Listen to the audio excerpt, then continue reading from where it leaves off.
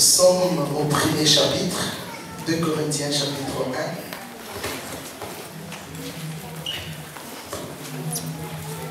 1. Lisons à partir du verset 17e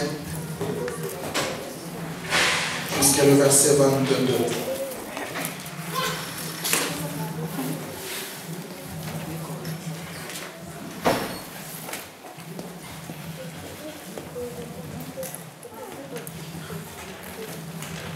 Je pose une question aujourd'hui dans l'enseignement de cet après-midi. Les promesses de Dieu sont-elles oui et non? Je pose une question. Les promesses de Dieu sont-elles oui et non? Je fais ma lecture dans 2 Corinthiens 1, 17 à 22. Est-ce qu'en voulant cela, je dois user de légèreté? Ou bien mes résolutions sont-elles des résolutions selon la chair, de sorte qu'il y ait en moi le oui et le non? Je pose la question. Paul, verset 18. Aussi vrai que Dieu est fidèle, la parole que nous vous avons adressée n'a pas été oui et non. Verset 19.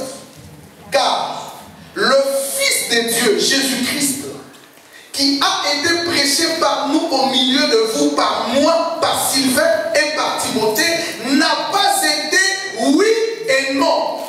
Mais en lui, il n'y a que oui.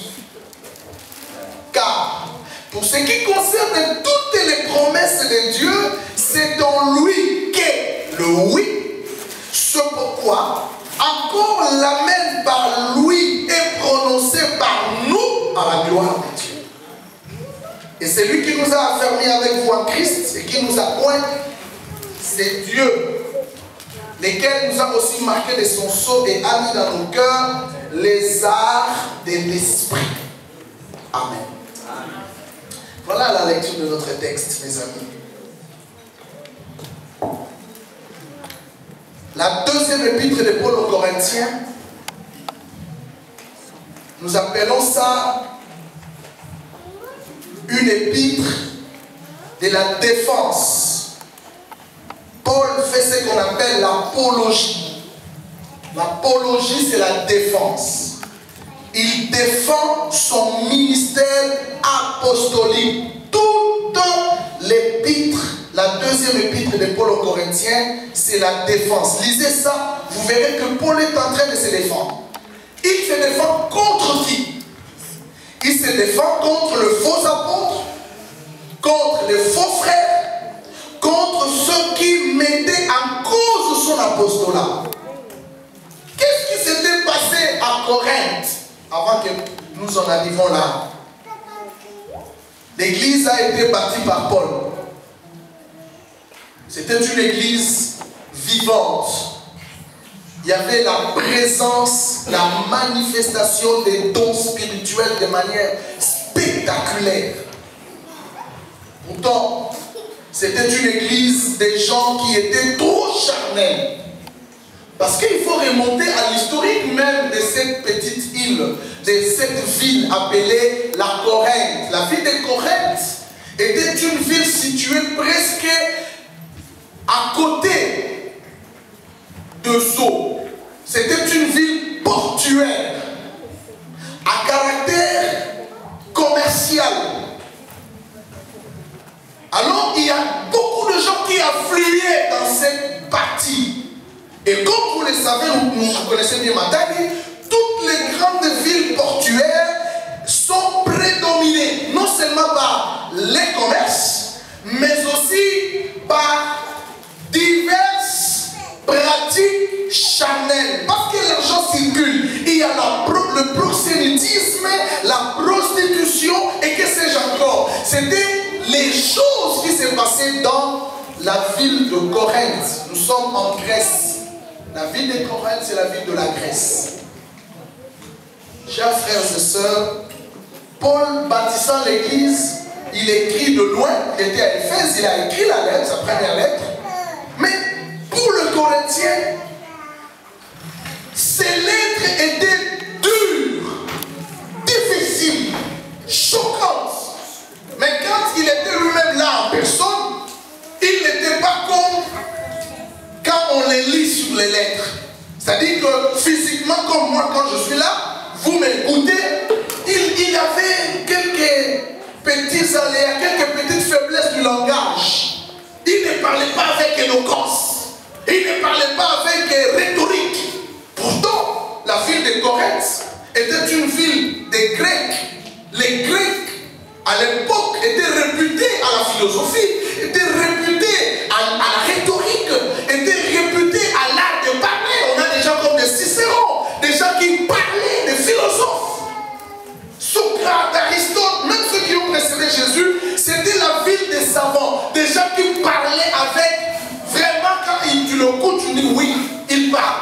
C'était un rhétoricien. Paul n'était pas un rhétoricien. Paul avait des faiblesses dans son langage. Quand il parlait comme sur tout le monde. Mais quand il vous écrit, vous lisez ces lettres, vous êtes choqués. Alors les Corinthiens, l'écoutant et les lisant, ils ont dit non. Nous, on croyait qu'il était comme des Cicéron, nous croyons qu'il était comme des Socrates, nous croyons qu'il était comme des grands savants philosophes grecs qui parlaient et qui vous convainquaient, oui, par la rhétorique et par l'éloquence. Mais bon, alors Paul, dans sa deuxième lettre, il était maintenant obligé de se défendre. Voilà l'objet de la deuxième épître de Paul aux Corinthiens. Mais revenons dans notre texte. Les promesses de Dieu sont-elles oui et non?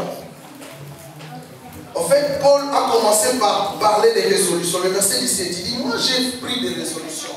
Est-ce que mes résolutions, celles que j'avais prises pour vous, étaient oui et non? C'est l'instabilité. Quand il y a le oui, quand il y a le non, c'est l'instabilité. Le verset 18, il parle de la parole.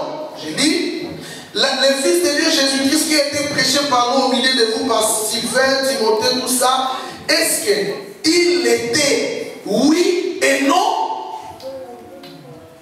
Le verset 19 parle, oui, 19, 18 du Fils de Dieu. Attends, je ne veux pas me laisser dans la confusion. Verset 18.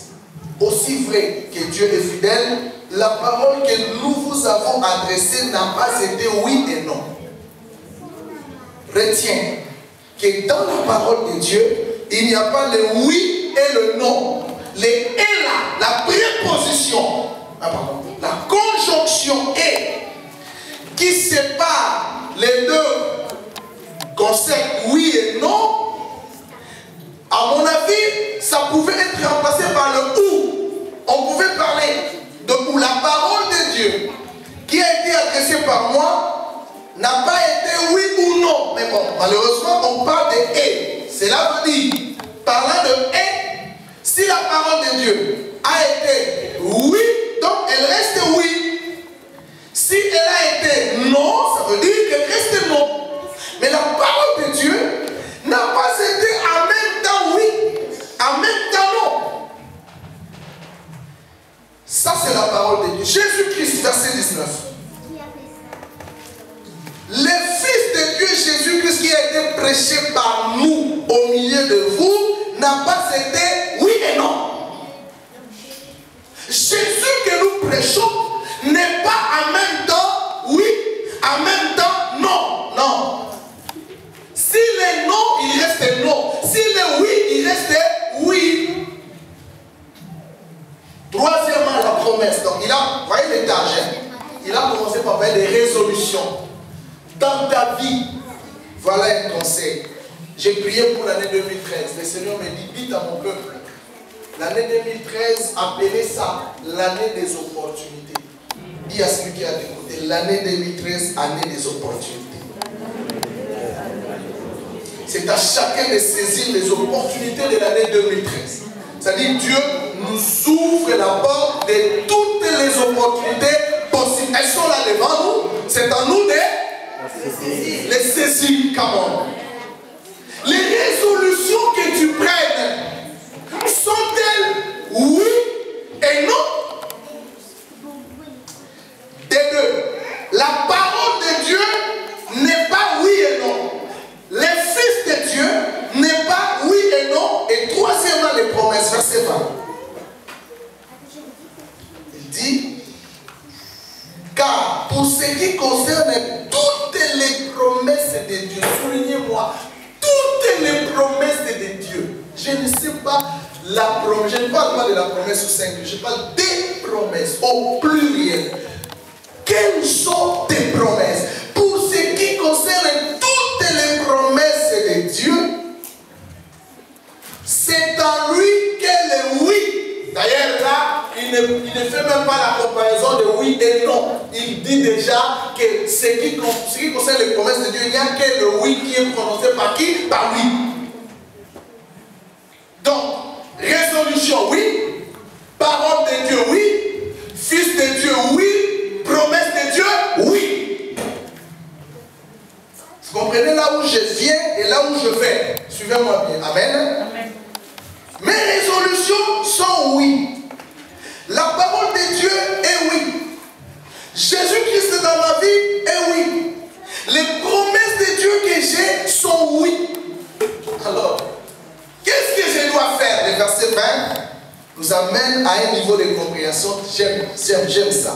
Il dit, disons ça, car pour ce qui concerne toutes les promesses de Dieu, c'est en lui qu'est le oui. C'est pourquoi encore l'amen. Ok? L'amen par lui est prononcé par nous à la gloire de Dieu. C'est-à-dire, quand les promesses de Dieu qui sont venues vers moi sont oui, moi je vais rencontrer ces promesses avec un amen. Vous êtes là? Amen. Les promesses de Dieu sont oui. Elles viennent vers moi avec le oui. Et moi je rencontrerai ces promesses en disant amen. Amen. Amen veut dire quoi? Qu'il en soit ainsi. Non. Eden? Non. Est-ce que soit qu'il en soit ainsi. C'est-à-dire, Dieu veut nous aider à comprendre que les promesses de Dieu ne sont pas oui et non. Parce que si c'est oui et non, alors là ça change. Maintenant je pose la question, qu'est-ce que signifie dans ces textes les oui et les non? Que signifie dans ce texte le oui et le non? Parce qu'on a parlé de oui, on a parlé de non. Mais c'est clair, nous sommes en français. Le oui, c'est l'affirmatif. Et le non, c'est quoi? Le négatif. Donc, pour ce qui concerne la parole de Dieu, enlève les négatifs. Amen. Amen. Toutes les promesses de Dieu qui ont été faites par moi sont affirmatives. Amen. Donc, je ne peux pas croire, je n'ai pas droit. Dis avec moi, je n'ai pas droit à croire à la négation des promesses de Dieu dans ma vie. Donc, le oui, c'est l'affirmatif, le non, c'est le négatif. En dessous de l'affirmatif, c'est quoi? En dessous de l'affirmatif, après l'affirmatif, c'est la vérité. Toutes les promesses de Dieu qui sont oui sont vraies. Amen. Mais à côté du négatif, en dessous du négatif, c'est les mensonges. Le diable vient avec son mensonge. Est-ce que toi tu crois vraiment, tu verras ça? La Bible dit il est menteur et le père du mensonge. Lorsqu'il profère le mensonge, il dit de son propre cœur. Parce que la vérité n'est pas en lui. Il ne faut jamais, alors jamais, never, croire au mensonge. Ne croyez pas au mensonge du diable. Dieu te dit aujourd'hui, ce qu'il t'a dit, c'est oui. Amen. Quel que soit, je ne sais pas, les circonstances, ce qu'il m'a dit, c'est oui. Moi, je crois dans ce oui, et pour affirmer dans ce oui, je dis Amen. Amen. C'est tout. Yes. I believe. Après, dans l'affirmatif, il y a la vérité, mais après la vérité, il y a la réussite. Oui, affirmatif, vérité, réussite. Faites comme je fais, c'est des étapes. Hein. C'est l'immeuble qui se construit. Hein. Non, là maintenant nous commençons, et nous descendons. Oui, affirmatif parce que j'ai séparé. Ici c'est le oui, là-bas c'est le non. Et je commence avec le oui. J'explique ce que signifie le oui de Dieu. J'ai dit après le oui, vous mettez une flèche, il y a l'affirmatif. Vous mettez une flèche, il y a la vérité. Alors mettez une flèche, il y a la réussite. Puisque Dieu a dit le oui, c'est affirmatif. Puisque c'est affirmatif, c'est la vérité. Puisque c'est la vérité, tu réussiras. Amen. Amen. Amen. Et quand je suis dans le non, je dis non, négatif. Après négatif, c'est le mensonge.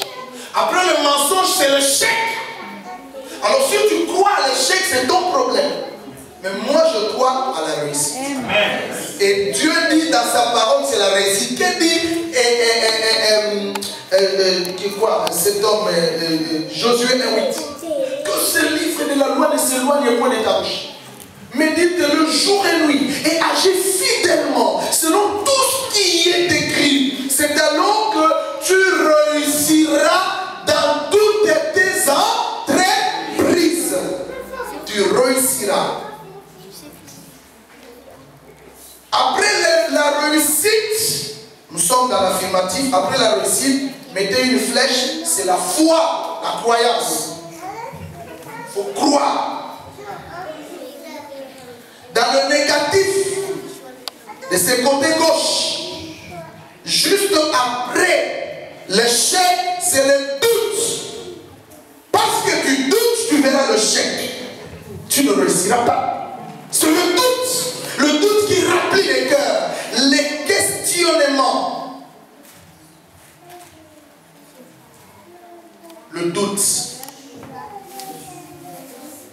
Et enfin, dans le oui, après la réussite, la foi, c'est l'accomplissement. Amen. Et là-bas, c'est les non-accomplissements. La parole de Dieu s'accomplira. Les promesses de Dieu se seront accomplies dans ta vie. Alors dis seulement Amen. Crois. Crois comme ceux qui ont cru. La Bible dit, à cause de la foi, nos parents ont expérimenté des grandes choses. Si nous voulons vivre comme eux, nous devons marcher sur leurs traces. La trace de la foi, c'est par la foi qu'Abraham a conçu Isaac. C'est par la foi que Moïse a traversé la mer Rouge. C'est par la foi qu'Israël est sorti du désert. C'est par la foi qu'Israël est sorti de l'Égypte. C'est par la foi que tu réussiras. Amen.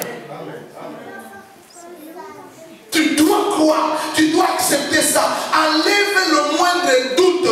Ne te pose pas des questions. Moi. Non. Mon père, ma mère, non. Pourquoi, comment, non. Crois. Dieu va créer les conditions de la réussite, quelles que soient les circonstances. Amen. Est-ce que vous comprenez? Amen. Il crée les conditions favorables pour que tu réussisses. Alors ne dis pas non, ne dis pas comment. Ne te pose pas des questions. Comment tu réussiras? Comment tu auras ton papier? Comment tu auras tout? Ce n'est pas ton problème. Toi, crois. Amen. 2013, nous voulons saisir les opportunités. Amen. Je veux vous donner ce message parce que nous sommes trop dans une année pleine d'espoir. Et espérer comme moi j'espère, la Bible dit au-delà de toute espérance. Amen. Voilà.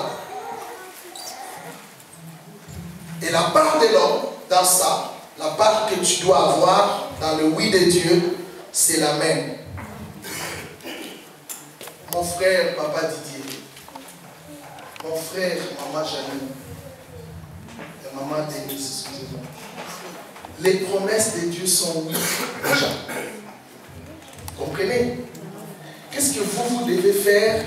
Entériner ces promesses par un amen. Dieu a déjà dit oui. Donc toi, tu n'as pas de problème. Ne dites pas, pasteur, comment ça traite, ce n'est pas ton problème. Dieu a déjà dit oui. Alléluia.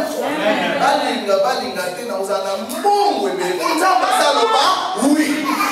Est-ce que le problème est ça? Non. Je n'ai pas de problème, jamais. Moi, mon problème, Dieu me dit, Janine me dit Amen. Je dirais quoi? Amen. Qu'il en soit ainsi. Ne te bouscule pas. Ne te bats pas. Le monde, frère, attention. Et la Bible dit quoi? Vous savez, il y a certaines personnes qui ne sont pas faites pour se battre. La Bible dit, les justes, quand ils s'endorment, l'Éternel prépare son pain pour les lendemains. Et ça, parce que tu es dans sa destinée. Le problème dit seulement Amen. Regarde le temps, comment il va. Même si le vent est contraire, Jésus est dans la barque. Amen. Le vent était contraire. Ça bousculait la barque. Ils ont eu peur. Jésus leur dit, mais pourquoi avez-vous peur? Je suis là. Amen. Il est là. Ce deux noms que j'ai cités, toutes les promesses de Dieu sont oui. Vous dites seulement Amen. Aujourd'hui, nous allons dire Amen. Amen. Il y a le oui. Amen. Dites Amen. Amen. Et quand tu dis Amen, c'est un Amen de foi. Qu'il soit ainsi. Parce que je crois. Dieu, vous savez, Dieu est bon. Hein? J'étais en train de lire. Je voulais dire, mais je vais répéter. J'ai posé la question, j'ai dit Seigneur, mais en fait, le oui là, oui bien, c'est triste. Il y a ces personnes, quand bien même Dieu lui dit, même d'écouter, oui, Dieu lui dit, toutes les promesses que j'ai faites, ma fille, mon fils, c'est oui. Mais il y a des gens qui continuent toujours à voir comme si rien ne marche. Ça ne va toujours pas. Mais Dieu est tellement merveilleux. J'ai lu deux textes qui m'ont révolutionné. Et j'aimerais que cet après-midi, que ces deux textes vous révolutionnent aussi. Qu'est-ce que Dieu a fait pour vous rassurer que c'est vraiment oui, c'est vraiment oui. Non, pas c'est non. C'est vraiment oui. Voilà le premier texte. Hébreux 13, Hébreux 6. C'est le premier texte qui m'a révolutionné. Et c'est le texte qui me permet de faire un défi à ta preuve.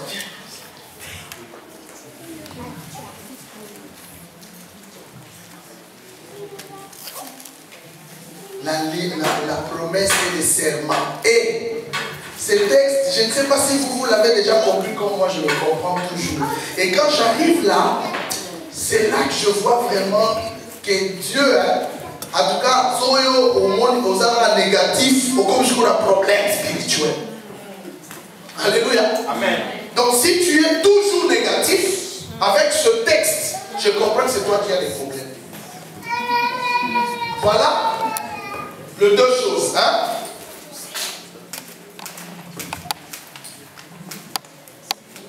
Promesse ici et ici.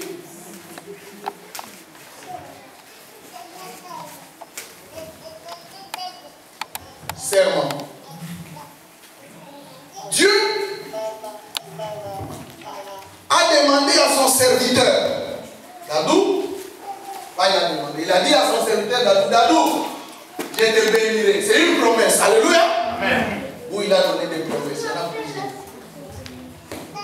Pour aider Dadou à comprendre que vraiment il le bénira, il a rajouté sur la promesse ça.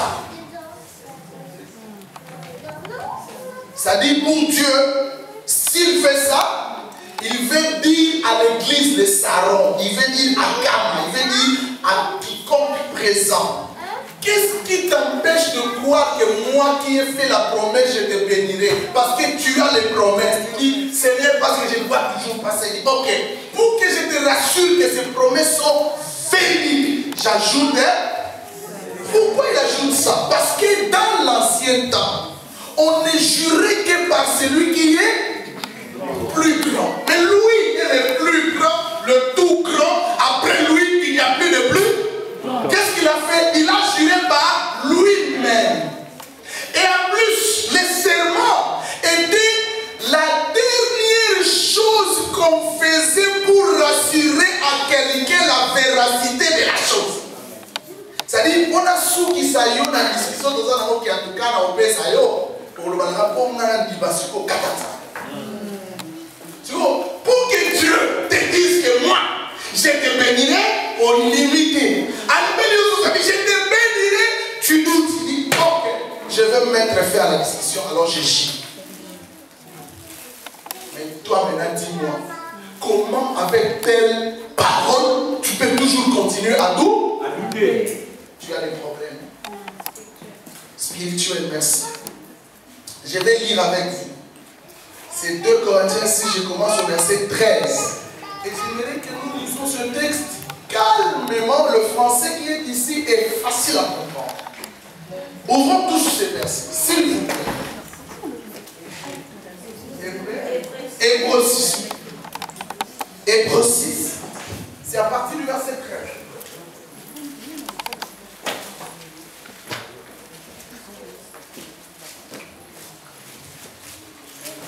Et le suivant.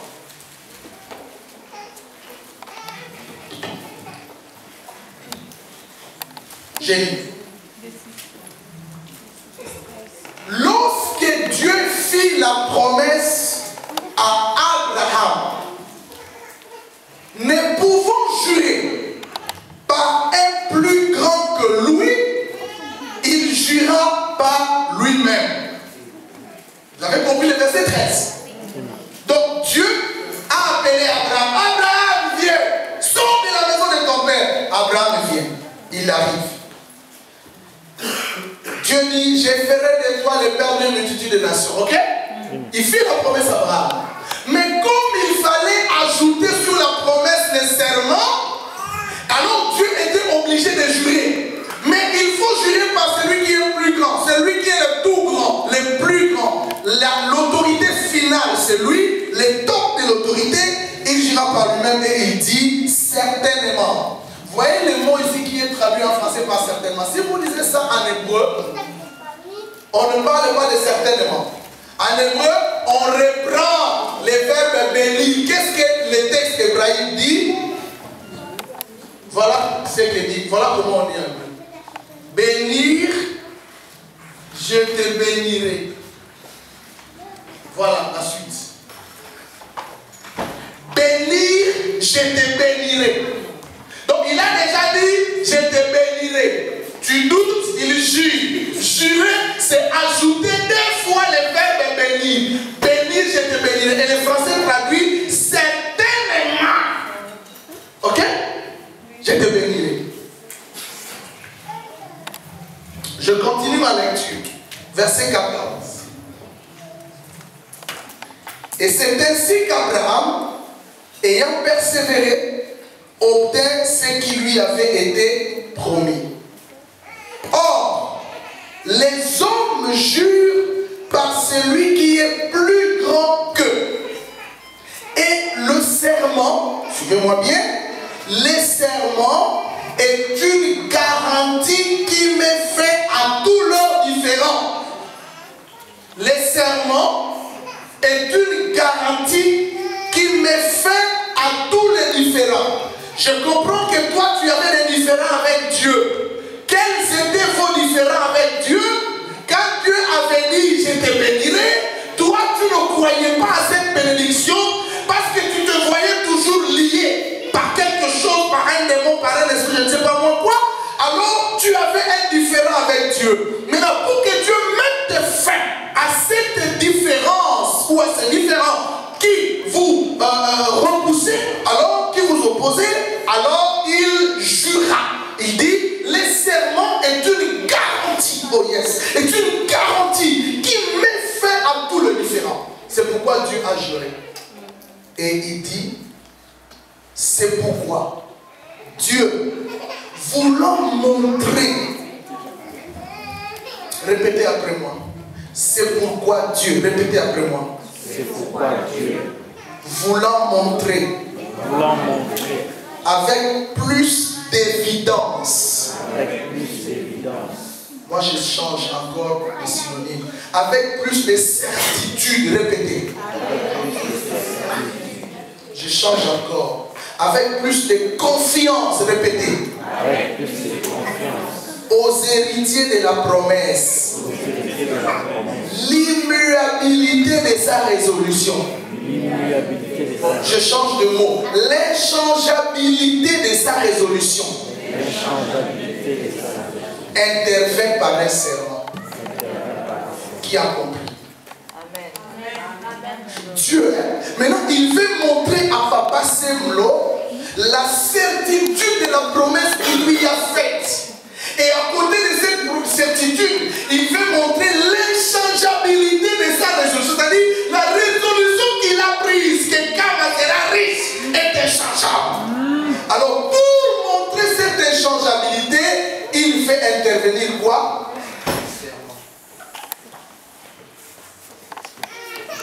Est-ce que moi, vraiment, face à ces choses, j'ai encore raison de douter? Non. J'attends mon temps. Parce que j'ai deux choses. Même si avec la promesse ça peut échouer, mais avec ça, ça n'échouera jamais. Même si ça peut échouer, mais ça n'échouera jamais. Et à compter plus fort raison quand je possède les deux. Continuons. Afin que, verset 18, par deux choses immuables dans lesquelles il est impossible que Dieu mente. Voilà les deux choses. Les deux choses immuables dans lesquelles il est impossible que Dieu mente. Répétez après moi. Afin que. Non, répétez en tout fois. Afin que. Par deux choses immuables. Dans lesquelles il est impossible que Dieu mente. Oh mes amis, il est impossible que Dieu mente. Voilà les deux choses dans lesquelles il est impossible que Dieu mente. Qu'est-ce que Dieu t'a dit? Dis-moi, qu'est-ce que Dieu t'a dit? Il est impossible, véritablement impossible que Dieu mente. Et Paul dit, nous, pas Paul, l'auteur de cette épître dit, nous puissions trouver un encouragement. Trouve un encouragement aujourd'hui. Nous puissions trouver un encouragement, nous dont le seul refuge a été de saisir l'espérance qui nous avait été proposée. Voilà cette espérance, les promesses et les serments. Encourage-toi, même si les temps sont durs, même si la crise est là, la promesse et les serments sont là. Maintenant, toi, ici tu as la promesse, là-bas tu as les serments. Tu es victorieux.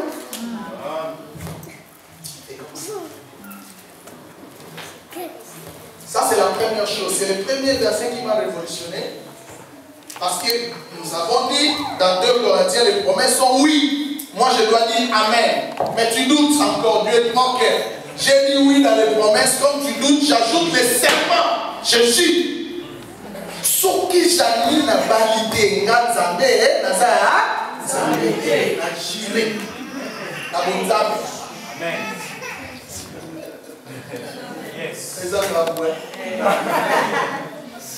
Parce que c'est oui et amen. Donc je jure, frère, un Dieu qui jure. Il a juré pour toi. C'est merveilleux que Dieu jure pour toi. Qui c'est que Dieu a juré pour lui?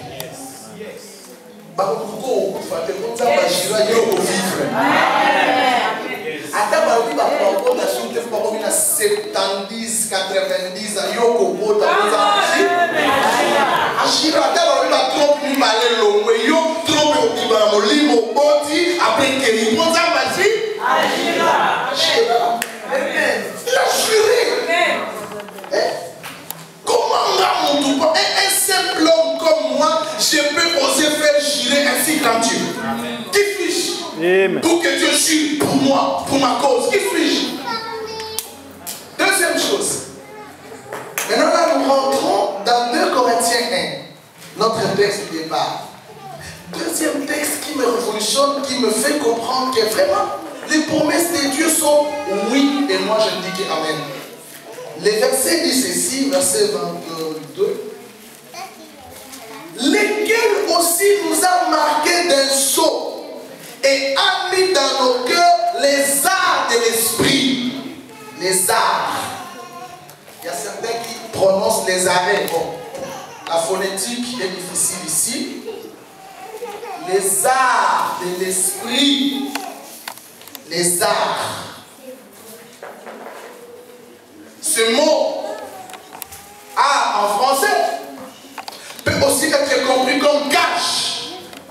Égal, gage. Ce mot peut aussi être compris comme garantie. Alors nous prenons le troisième mot, garantie. Il nous a marqué de son sang et nous a donné une garantie de l'héritage. C'est-à-dire, pour que Dieu certifie à mon frère Ladi qui est assis là, qu'il le bénit là, il dit Ladi, moi je te bénirai. Pour que je te confirme que je te bénirai, je vais te donner une garantie. Je vais rentrer dans une maison, il faut que je paye quoi? La garantie locative. Pour que je certifie à mon bailleur que certainement j'occuperai la maison. Et Dieu veut certifier à la vie que certainement il les bénira. Il dit, je te donne un gage. Et pas n'importe quel gage, le Saint-Esprit. Yes. Yes. Dis-moi, tu auras encore raison de douter. Yes. Tu auras encore raison de te plaindre. Parce que tu ne vois pas ça. Ce n'est pas ton problème. La prophétie court, marche, attends là. Même si elle tarde, elle s'accomplira. Yes. Tu n'as pas un problème avec le temps. Le temps ne t'appartient pas. Le temps appartient à Dieu, mon ami. Le temps ne nous appartient pas. Dieu dit, voilà, je te donne une garantie, le Saint-Esprit. Et nous avons aussi ça dans Éphésiens 1,14. Réalisons ça pour aller à la fin de notre prédication. Éphésiens chapitre 1er, verset 14. Nous lisons ça. Voilà ce que Dieu dit dans Éphésiens chapitre 14. Éphésiens 1,14. Lesquels, voilà, en fait, l'idée commence au verset 13. En lui, vous aussi, après avoir entendu la parole de la vérité, l'évangile de votre salut, en lui, vous avez cru, ok? Et vous avez été scellés du Saint-Esprit qui a été promis, n'est-ce pas? Lesquels est un gage, n'est-ce pas, de quoi? De notre héritage. C'est les arts de l'esprit. C'est la garantie de notre héritage. Moi, j'ai déjà la garantie de la bénédiction de Dieu. Parce que c'est la garantie de la bénédiction. Je marche avec la garantie de la bénédiction. Quel peut me faire un homme? Il faut dire merci à Dieu. Je vais prier pour vous. Donnez-moi l'huile, frère. Cette prière aujourd'hui que je vais faire, c'est une prière de risque. Alléluia. Amen. Je vais faire une prière de quoi? De risque. Quand vous avez des choses, vous avez des problèmes, vous avez des demandes, je ne connais pas ton besoin. Mais quand tu t'approches devant, déjà dans ton cœur, bimisa désir, voilà, remonte ça à la surface de ton cœur. Parce que c'est Dieu qui voit. Et moi, je viendrai mettre saut comme ça. Document à Nanzamba agréable. Il faut la cacher.